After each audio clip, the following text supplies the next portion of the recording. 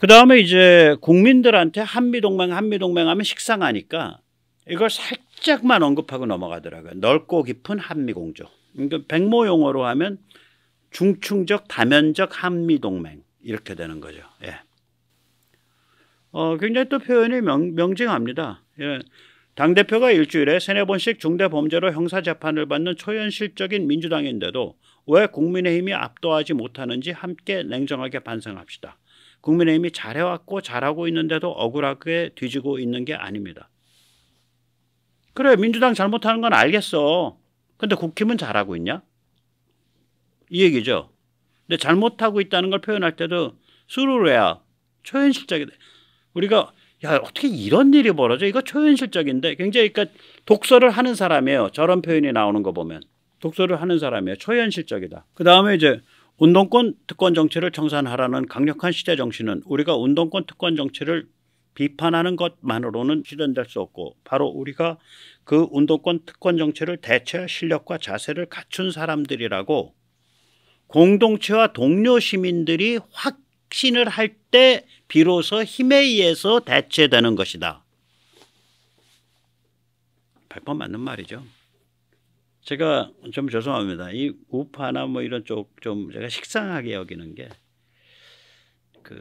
그냥 빨갱이 나쁜 놈, 좌빨 나쁜 애들, 걔들 하루 종일 걔들만 욕을 해.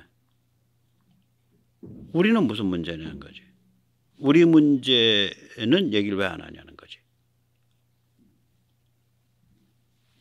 그래서 이제 저같이 우리 문제만 얘기를 많이 하면 내부 총질한다 그러고 분열주의자라 그러고 그래요. 네. 그 다음에 이제 이 얘기는 굉장히 좋습니다. 제가 이거 노란 걸로 형광펜을 못 칠했는데요. 게임은 승부만 있다 이거야. 정치는 게임과 달리 이기는 것도 중요하지만 내가 왜 이겨야 되냐, 내가 무엇을 위해 이겨야 되냐, 내가 뭘 하려고 이기고자 하냐, 그게 돼야 된다는 거예요.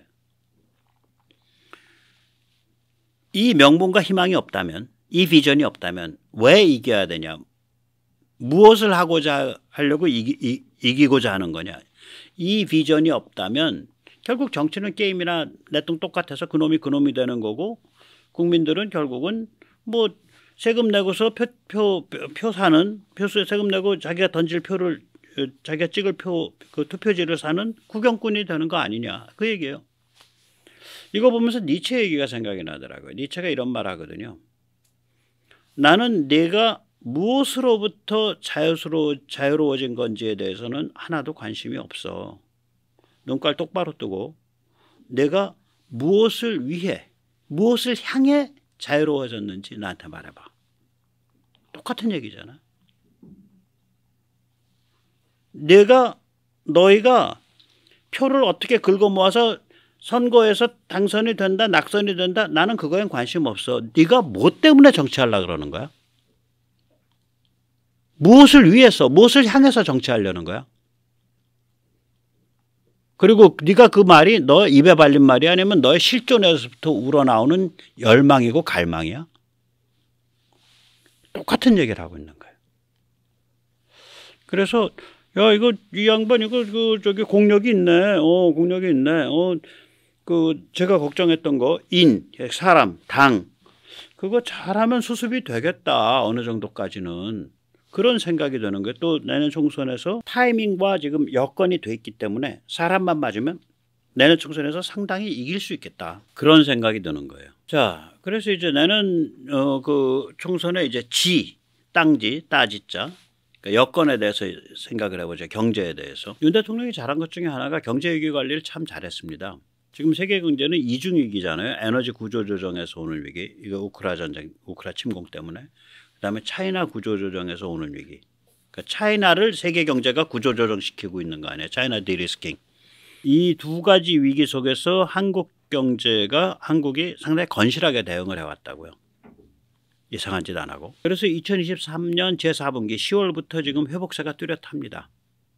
그리고 12월부터 가파른 회복세가 기대되고 있습니다. 한번 돌이켜서 간단히 생각을 해보죠. 2022년은 상고하저의 시기였습니다. 그러니까 2022년 9월까지는 수출은 계속 늘어요.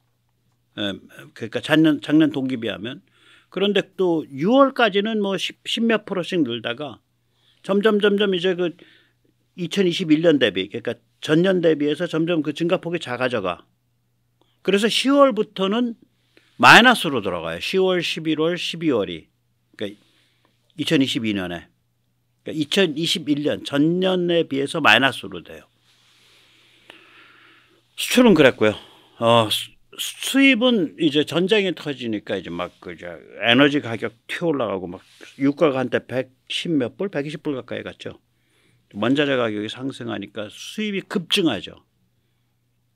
수출은 그래도 뭐 9월까지는 전년 동기비 대비 증가를 쭉 하는데 증가폭이 점점 낮아지고 10월, 11월, 12월은 전년 동기비 대비 마이너스 들어가고, 예, 이걸 전년 동기비라고 하면, 예, 수입은 그냥 튀어오르니까 이게 작년에 무려 470억 달러, 472억 달러 이제 무역 적자잖아요. 근데 이때는 통관 기준입니다. 통관 기준은 우리 같이 플랜트 수출 많이 하고 이런 데들은 안 잡혀요.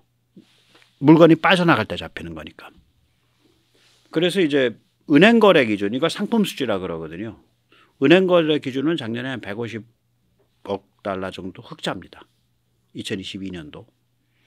그리고 경상 수지는 뭐 여기저기서 이제 투자해 놓은 거 이렇게 배당도 받아오고 뭐 이자도 받아오고 그래서 경상 수지는 약 300억 달러, 298억 달러 흑자입니다. 작년에. 근데 2023년이 이제 2022년보다 더 어렵죠. 2022년 10월부터 꼬라박힌 거니까 수출 같은 경우는 이제 수입은 확 떴고, 그러니까 작년에는 수출은 그래도 앞에 9개월은 잘 갔어요. 마지막 3개월 망했고, 수입은 그냥 물가가 튀어가지고 에너지 가격, 원자재 가격이 튀어서 그냥 수입이 왕창 떠서 작년에 이제 대규모 무역 적자가 난 거고요. 올해는 뭐냐면 수출은 그냥 쫙 바닥으로 깔렸죠. 9월까지 뭐 웬만하면 뻑하면 12%, 13%, 15%, 16% 마이너스로. 2022년 대비. 10월부터 수출이 회복세입니다. 그러나 10월 회복이 생각해 보세요. 작년에 왕창 떨어졌 22년에 21년 대비 전년 대비 떨어졌기 때문에 22년 대비 23년에 회복했다는 게 21년 수준은 아직 못 갔는데 12월에 비로소 21년 수준을 능가할 거로 예측이 되고 있습니다. 그래서 올해 연간 털으면은 연간 한 100억 달러 정도 무역 적자가 예상되고요. 통관 기준, 은행 거래 기준, 상품 수지는 약 230억 달러 정도 흑자, 경상 수지는 한 290, 300억 달러 흑자 예상하고 있습니다. 예. 올해 참 괜찮아요. 예. 10월부터 이제 좋아서 이제 그 12월 달 괜찮고요. 괜찮았고요. 11월, 2월, 3월 계속 좋아질 겁니다. 지금보다 더 좋아질 거예요. 그리고 그러한 자신감이 좀 있어서 그게 4월 총선에서 나쁘게 작용 안 할 겁니다. 네.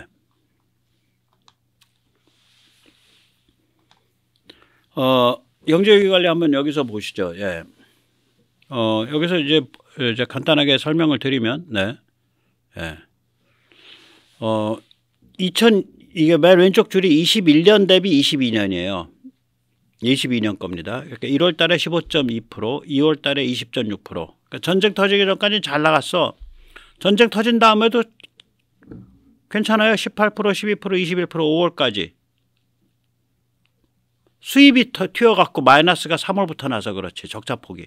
수출 자체는 괜찮아요. 이게 수출 얘기하는 겁니다. 전부.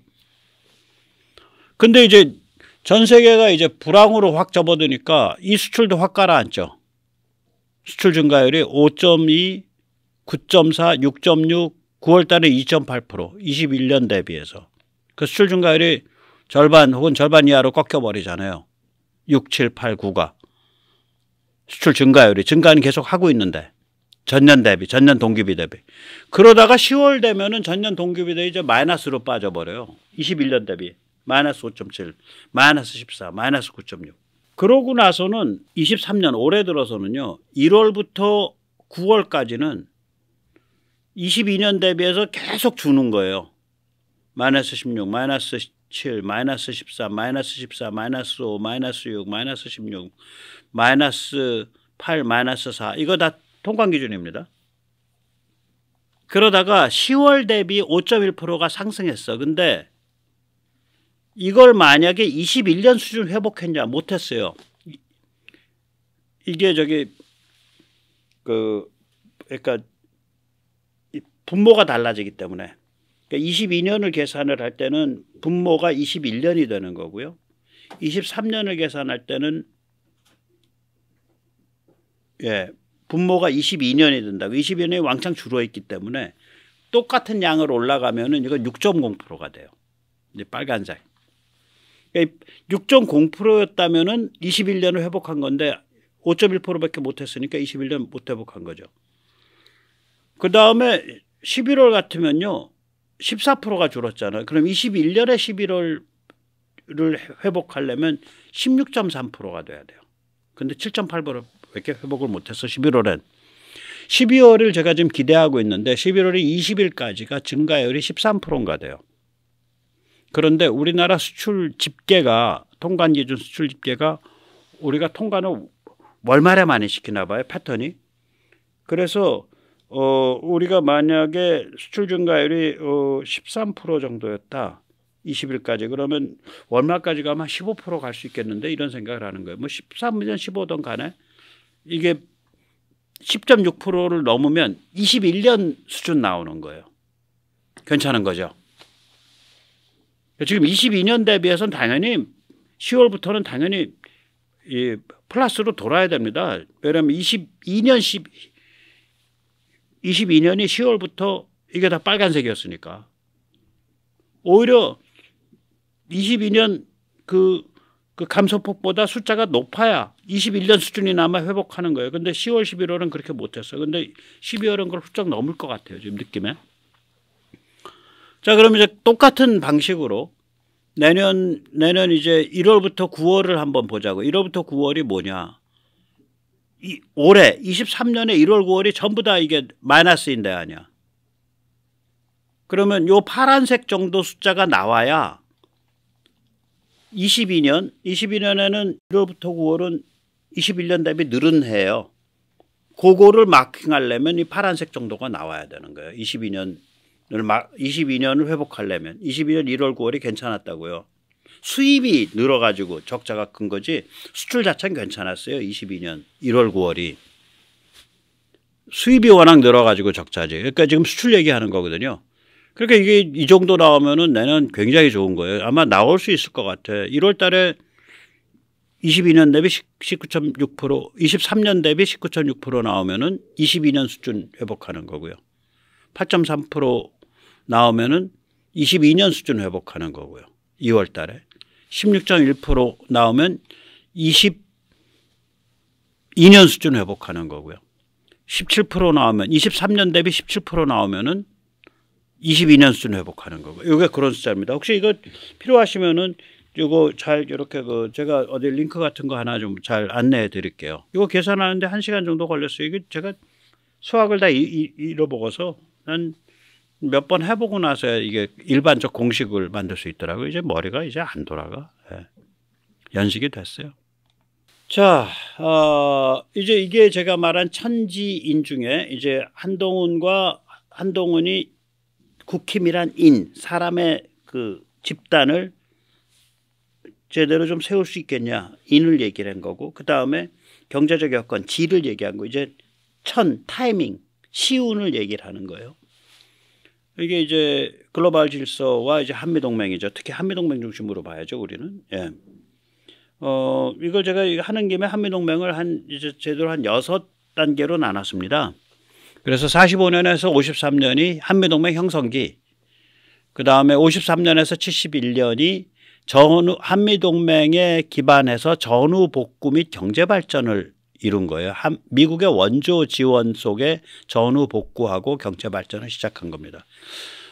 이제 젊으신 분들은 잘 못 느끼시겠지만 제가 초등학교 4학년 68년만 해도 학교에서 서울에 있는 학교에서 탈지분유하고 점심을 못 먹는 애들을 위해서 옥수수빵을 줬다고요. 다 미제죠. 그러니까 국가 운영도 그렇고 전부 미국 원조, 미국 지원, 미국이 쿼터 많이 줬죠, 우리. 그래서 우리가 뭐 눈썹, 가발, 완구, 봉제 이런 거를 하면서 이제 힘을 잡기 시작을 했죠. 예. 예. 그리고 미국이 박정희 정부를 푸시를 하고 일본을 푸시를 해서 그 한일 일본에서도 돈이 들어왔고, 예. 그거 가지고 이제 고속도로 놓고 그 다음에 저거 한 거죠. 저기 막 포철 뭐 이런 거 한 거죠. 예. 그 다음에 71년에서 89년이 균열과 복원입니다. 이 키신저와 카터 때 한미동맹이 굉장히 균열이 심했어요. 그리고 레이건 시기에 복원된 겁니다. 그리고 나서 이제 이 동구 소련이 이제 무너지거나 약화될 때 이제 미국은 미국대로 경망스럽게 이제 중국 사랑 바람이 들었고, 한국은 한국대로 이제 그 반북, 반중, 반전체주의라는 한국의 정체성을 엿바꿔 먹기 시작한 거예요. 그리고 이제 타락 끝판왕이 2000년에서 2022년이죠. 미국과 한국의 쌍바람이 나서 이것이 타락이 이제 바닥을 찍은 거죠. 예. 그러고 나서 2022년 우크라이나 전쟁 정도를 계기로 해서 선진 한국의 각성, 우리는 이제 거기에 2022년이 또 우리는 그 선거혁명의 해였잖아요. 제가 그게 제1차 선거혁명이고 내년 총선은 이제 제2차 선거혁명 될 겁니다. 이렇게 얘기를 했는데 선진 한국의 각성이에요. 그러니까 한국이 선진국이 된 시기를 언제로 볼 거냐. 저는 2000년을 보거든요. 나중에 왜 거기를 보는지 말씀을 드릴게요. 이 선진 한국으로 각성을 하죠. 예. 그리고 최강 미국의 각성이 2022년에 시작됐다고 봅니다. 그래서 선진국으로서의 한국과 각성된 선진국으로서의 한국이 각성을 했고, 세계의 최강 국가인 또 우리 동맹국인 미국이 각성을 해서 두 각성된 나라가 동맹을 더 깊게 가져가고 있는 거예요. 넓고 깊게.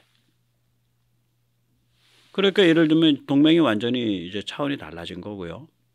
또 미국이 지금 제일 이제 시대적인 그런 큰 아젠다가 결국 중국을 제압하는 건데, 중국 제압에 있어서 진정한 파트너, 자기 생사 전체를 걸 수 있는 유일한 나라는 한국밖에 없어요. 제가 엊그저께도 그 미국의 중거리 타격 능력 되니까 일본과 필리핀 오지 말라는 거 아니야. 한국은 미국이 너무 민감해서 그런 거 못 개발하게 말렸는데 부득부득 지가 우겨갖고 그 정도 중거리 타격 능력 무기를 한국은 스스로 개발해서 가지고 있고, 그 다음에 뿐만 아니라 앞으로 중국이 저렇게 두고두고 속썩일 텐데, 저희가 완전히 중국 공산당을 관 속에 놓고 관짝에다 못을 박는 그 사건이 뭐냐. 북한 자유화예요. 자유통일 한반도예요. 예. 미국이 그걸 감지하고 있다고 저는 봅니다. 이 정도 왔으면. 그래서 미국이 분단에 대한 구도, 분단을 계속해서 존속시키면서 뭐 안정되게 이 지역을 운영한다. 이런 그 글로벌 전략을 기회가 되면 자유통일한다. 기회가 되면 자유통일 한반도로 간다. 이런 전략으로 사실은 실제적으로 바뀌어 있다라고 봅니다. 따라서 이런 시운이 온 거죠. 예, 시운이 온 거예요. 예, 그 타이밍이. 자, 오늘 여기까지 이제 기본적으로 얘기를 다 사실은 끝낸 겁니다. 근데 이제 제가 또 이게 뭐 길게 얘기하는 거 좋아하잖아요. 그래가지고 어차피 6가지 얘기 나왔으니까 그걸 처음부터 한미동맹 형성기부터 이제 차례로 다루는 외전 혹은 부록으로 넘어가겠습니다. 어펜딕스로 넘어갈 테니까 예, 저기 뭐야 좀 시간이 되시는 분들은 차분하게 보시고요. 아니신 분들은 또 백모가 또 같은 소리 한다 하고 그냥 여기서 덮으십시오. 예.